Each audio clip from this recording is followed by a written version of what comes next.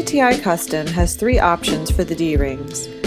They may be permanently riveted to the brace internally, permanently riveted to the brace externally, or field serviceable, meaning they can be moved from the default internal attachment to an external attachment if needed, to accommodate user anatomy or comfort. These options can be selected during the ordering process. Unfasten all 4 straps from the outer side of the brace.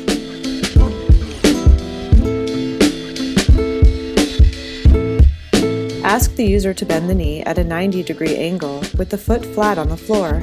Make sure you have the correct brace for the correct leg. The CTI logo goes on the outside of the leg. Place the brace over the knee so that the center of the hinge is slightly above the mid-patella line. The brace is pre-assembled with the thick condyle pads.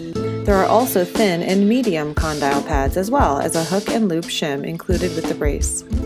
Use any combination of the condyle pads and shim to widen or narrow the width of the brace at the knee.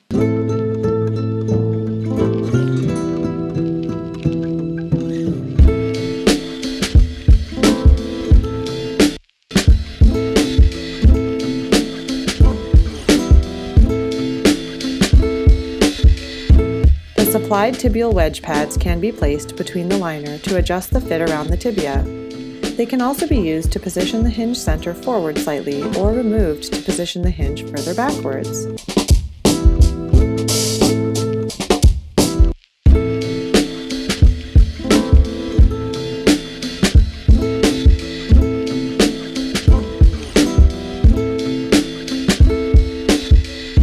Place the brace over the knee so that the hinge center is located above the mid-patella line.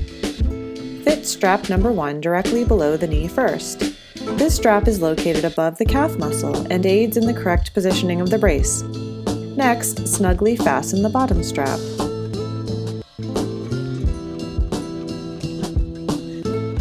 Continue with the strap just above the knee.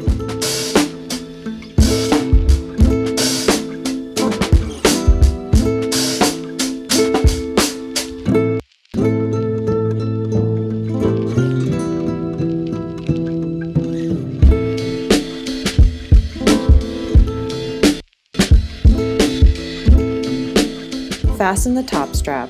Over-tightening the top 2 straps can cause the brace to migrate. Ask the user to stand up.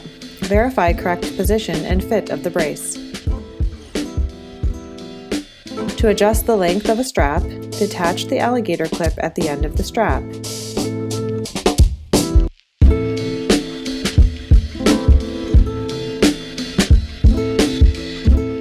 Use scissors to trim the strap as necessary and reattach the alligator tab to the strap.